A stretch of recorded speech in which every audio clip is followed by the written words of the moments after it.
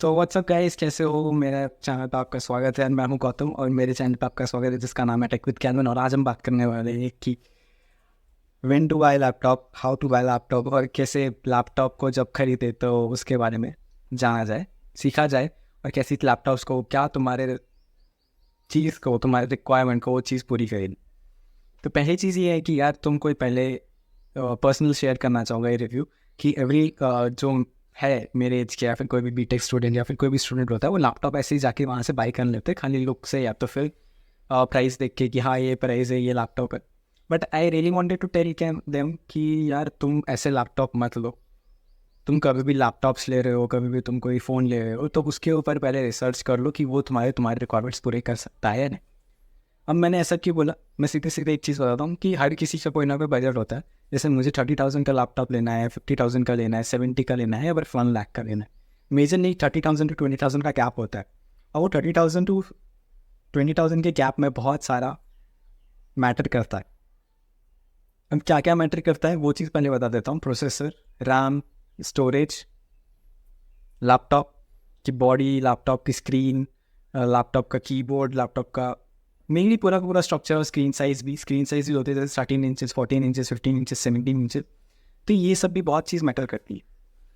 अब मैं finally basic simple सा एक बेसिक लेके चलता हूँ कि तुम्हारा एक बजट है 30,000। तो 30,000 के अंदर तुम यही चाहोगे कि 30,000 के अंदर बेस्ट से बेस्ट लैपटॉप ले सके।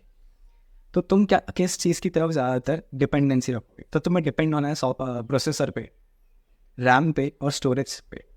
अब प्रोसेसर के बारे में बता दूँ, दो कंपनीज है, AMD और इंटेल। AMD मल्टी कोर काम के लिए ज़्यादा जाना जाता है और इंटेल सिंगल कोर के लिए ज़्यादा जाना जाता है। वो तुम्हारा पर्सनल है कि तुम कौन से ब्रांड की तरफ जाते हो। और लैपटॉप में भी सेम चीज़ कि तुम कौन से ब्रांड की तरफ जाते हो, क्योंकि हर किसी का बिलीफ सिस्टम अलग होता है। हर कोई अलग अलग ब्रांड पे अपना view, point of view set करता है। तो जैसे मेरा है कि मैं लेनोवो पे मेरे को अच्छा लेना है, लीजेंड सीरीज़ मेरे को अच्छा लेना कि उसका बहुत ही हैवी गेमिंग सीरीज़ है, तो मुझे वो अच्छा लगा। जैसे मेरे पास है लेनोवो लीजेंड 2021 का मॉडल और जिसका प्रोसेसर राइजन 7 5800H है। इसमें रैम है 16 GB, DDR4 32 मेगाहर्ट्ज़ की। देन इसके अंदर स्टोरेज है SSD NVMe.M2 जो 512 GB की है। और एक और है M SSD, वो भी 512 GB की है। मेरे पास तो SSD है इसके अंदर। स्क्रीन इसकी अच्छी खासी 100% sRGB है, तो कंटेंट क्रिएशन का काम भी आराम से हो जाता है। तो मेरे को वीडियो एडिटिंग करना हो या फिर फोटो एडिट करना हो या फिर कुछ भी ऐसा कंटेंट क्रिएशन का काम करना है तो वो इजीली इसके अंदर हो जाता है। सेकेंड चीज़, मुझे गेम खेलनी होती है, मुझे स्ट्रीमिंग करनी होती है, तो मैं आराम से इसको स्ट्रीम कर सकता हूँ। ऐसा नहीं कि इसको स्ट्रीम नहीं कर सकता, इसमें से बहुत अच्छा सा आउटपुट मिल जाता है। मैं स्ट्रीमिंग भी करता हूँ 1080p 60 FPS पे आराम से स्ट्रीम कर देता है। मेरा गेमिंग चैनल है, आप चेक कर सकते हो। इस लैपटॉप की अभी भी आज की डेट में परफॉर्मेंस बहुत अच्छी है। एंड ये चीज़ मैटर करती है कि तुम कौन सी चीज़, मतलब वो फैक्टर्स बता रहा हो कि तुम्हें क्या मैटर करता है। तो ये तीन चीज़ें थी जो मैंने बताई, प्रोसेसर, रैम और स्टोरेज टाइप। 30,000 के अंदर तुम कोई भी चीज़ लो, मतलब कोई भी चीज़, मतलब लैपटॉप लो कोई भी कंपनी का, तुम वो ये चीज़ बहुत मायने रखता है। अब तुम्हें कैसे जानना है कि कौन सा बेटर है कौन सा बेटर नहीं है?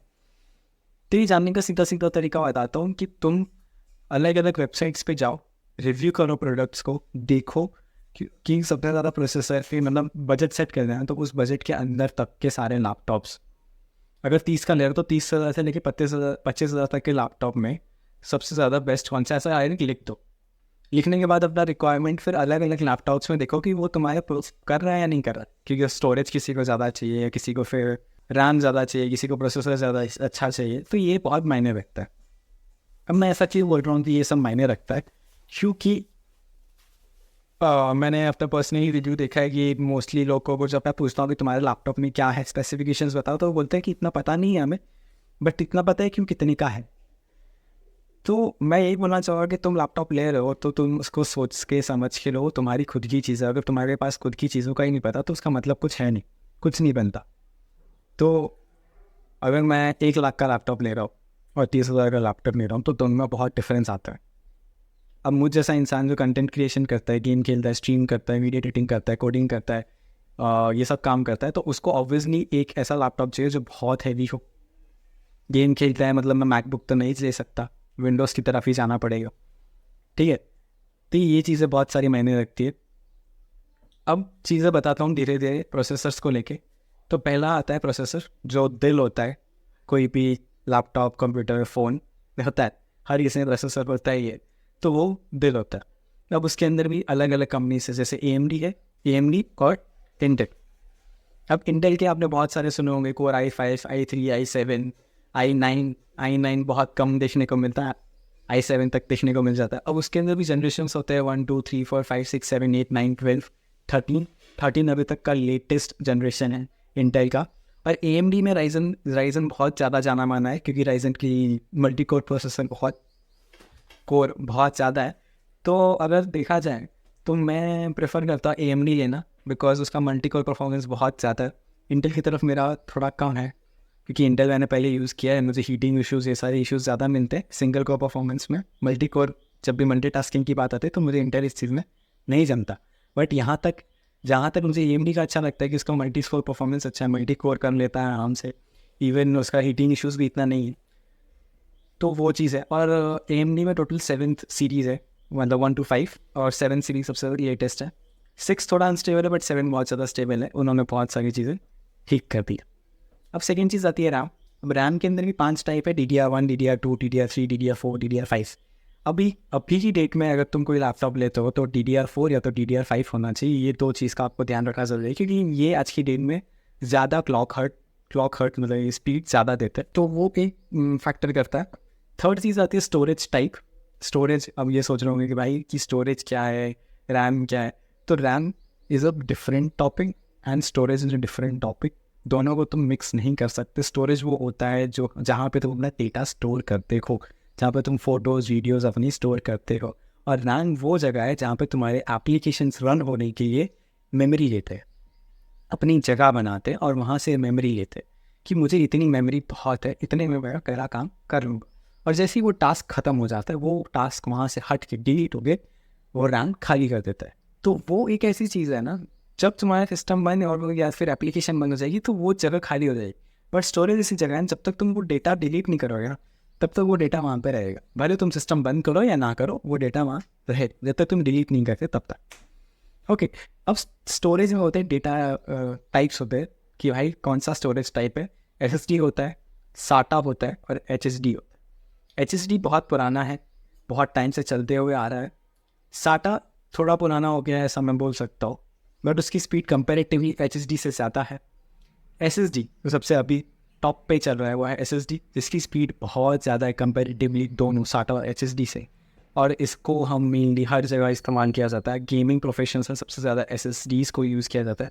अब इसमें भी बहुत सारे टाइप्स होते हैं, बट मैं SSD की बात करता हूँ कि SSD के अंदर कौन से टाइप्स है। ब्लैक है, ब्लू सीरीज़ है। तो ये 3 सीरीज़ मेनली जानी जाती है। ब्लैक सीरीज़ हमेशा गेमिंग के लिए जाना ज़्यादा जाता है, और green series, blue series green से थोड़ा फास्टर है। ग्रीन थोड़ा हल्का मुल्का ऑफिस यूज़ के लिए, बट कंपेरेटिवली ये तेज़ होता है। अब ये क्या फ़र्क डालता है तुम्हारे लैपटॉप में होने से, उसका मतलब बता देता हूँ। तुम कोई भी साइड बाय साइड HSD वाले लैपटॉप को ले लो और साइड बाय साइड SSD वाले लैपटॉप को ले लो, दोनों को एक साथ स्टार्ट करो। और स्टार्ट करने के बाद सबसे पहले कौन सा स्टार्ट होता है, कौन सा सबसे पहले बूटअप होता है, उस चीज़ को नोटिस करो।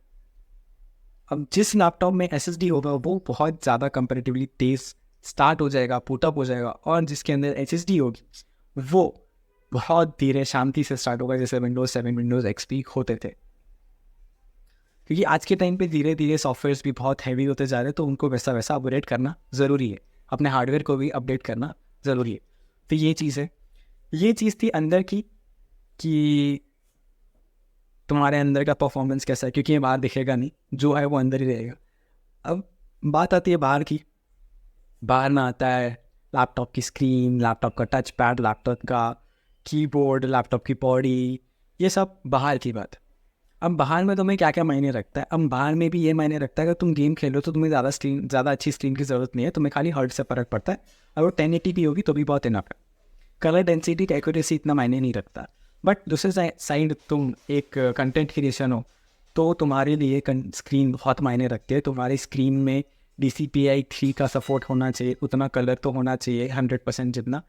और sRGB 100% होगा तो भी इनफ होगा। जैसे ये मेरा लैपटॉप है, उसके अंदर 100% sRGB वाला स्क्रीन है, जिसकी वजह से मेरे को कंटेंट क्रिएशन में कोई प्रॉब्लम नहीं होती। स्क्रीन का हर्ट्ज़ है 165 हर्ट्ज़ की स्क्रीन है, तो मुझे गेमिंग में भी कोई असर नहीं पड़ता। तो ये चीज़ें फैक्टर मायने रखता है जब तुम स्क्रीन को लेकर जाओ। और ऑफिस यूज़ के लिए तुम्हें फिर स्क्रीन की कोई ज़रूरत ही नहीं है भाई। तुम्हारा 45% ऐसे NTSC होगा, फिर 75% होगा, तो भी इट्स फाइन। ओके, अब कीबोर्ड की बात आती है। कीबोर्ड में नॉर्मली बैकलाइट होता है, चिकलेट होता है, मेम्ब्रेन होता है, मैकेनिकल मेम्ब्रेन होता है। ये सब तो बहुत दूर दूर की बात होती है, बट जितना बैकलाइट की ज़रूरत होती है, जैसे ऑब्वियसली आज के युग में बैकलाइट की ज़रूरत पड़ती है। तो I have right now this one Infinix book, जो बहुत पतला है, बहुत अच्छा है। मेरे को कंपेरेटिवली 35,000 का है, बट मेरे को बहुत अच्छा लगता है। देख सकते हो आप। इसके अंदर Iris Xe का ग्राफिक्स है, इंटेल को i5 का 12 जनरेशन का प्रोसेसर है। स्क्रीन अच्छी खासी है, राइट है, बैकलाइट भी सपोर्ट करता है। यहाँ पे फिर फिंगरप्रिंट सेंसर भी मिल जाता है, पोर्ट्स मिल जाते हैं, जैसे C टाइप है, माइक्रो SD कार्ड है, इस USB का आई थिंक इंस्टेंट लॉक है, HDMI का पोर्ट है, यहाँ पे भी C टाइप का पोर्ट है। तो ये जो 13 इंच का लैपटॉप है, 14 इंचज़ का लैपटॉप है, ये भी बहुत मस्त है। ऐसा नहीं कि मस्त नहीं है। तो ऐसी चीज़ है कि तुम्हें देखना ज़रूरी है कि मार्केट में क्या है क्या नहीं, और जो भी है उसको लेके तुम्हें देखना ज़रूरी है, समझना ज़रूरी है कि तुम्हारी रिक्वायरमेंट फुलफिल करता है नहीं करता। तो ऑफिस में नॉर्मली काम करना हो या नॉर्मल तुम्हें काम करना हो, कोडिंग वोडिंग करना हो या कुछ भी करना हो, तो ये लैपटॉप इज़ वेरी इनफ।